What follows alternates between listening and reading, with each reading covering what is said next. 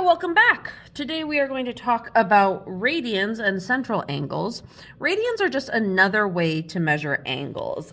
We use them a lot in calculus, and actually I think in time you'll find them easier to use than degrees, but they have no units. One complete circular revolution is actually 2 pi radians, so you can see we don't have like a symbol or notation or anything for radians, it's just the word radians.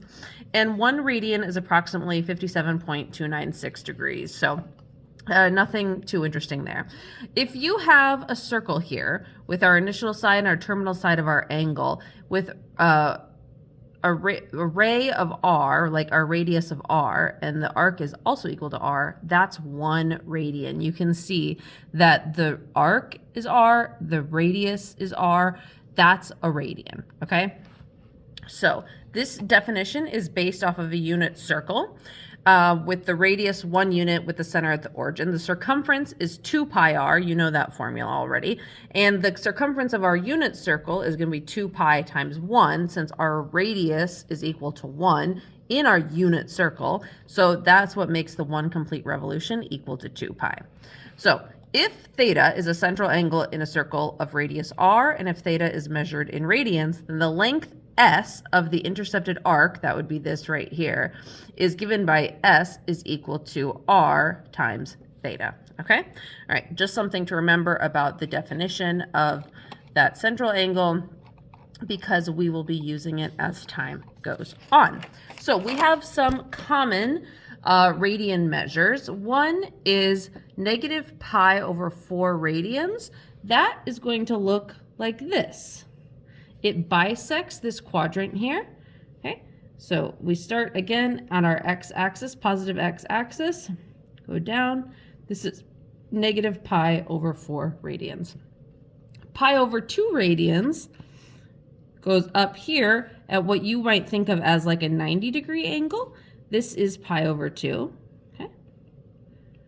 And pi radians is just actually equal to 180 degrees. That's pi, okay? Just a straight line there. These are really common, and in time you'll get to really have these memorized. It's going to be kind of fun.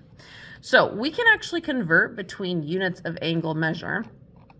If we want to convert degrees to radians, we're going to multiply by pi over 180 degrees.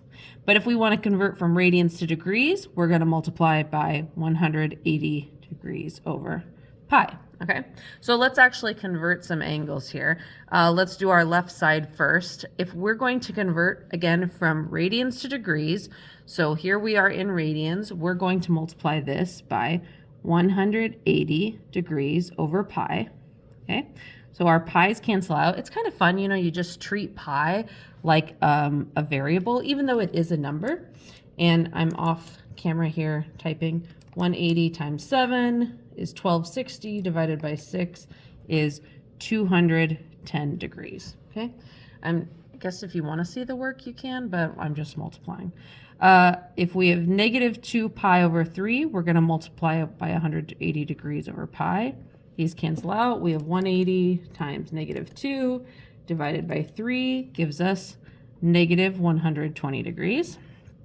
And if we wanted to, we could write that as a positive, but not necessary. Negative 8 pi over 15, we're going to multiply by 180 degrees over pi. The pi's cancel, so 180 times negative 8 divided by 15, we get a negative 96 degrees. Likewise, we can convert from degrees to radians, which actually is probably going to be something you might do more. So we're going to multiply by pi over 180.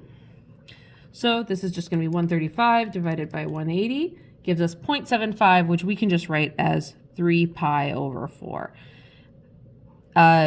Negative 320 is going to be multiplied by pi over 180. So we take 320 divided by 180, or negative 320. We can convert that to a fraction. We get 16 over 9, so, or negative 16 over 9. Negative 16 pi over 9. That's how I should write that. Okay. And negative 110, we're going to multiply by pi over 180. I should be writing degrees here, but we're going to take negative 110 divided by 180. We're going to get a fraction. that gives us a negative 11 pi over 18. Okay, good. Pretty simple, right? And that's it. We're going to move on to the unit circle next, but we will practice this in class. It's kind of fun to do. I'll see you then. Bye.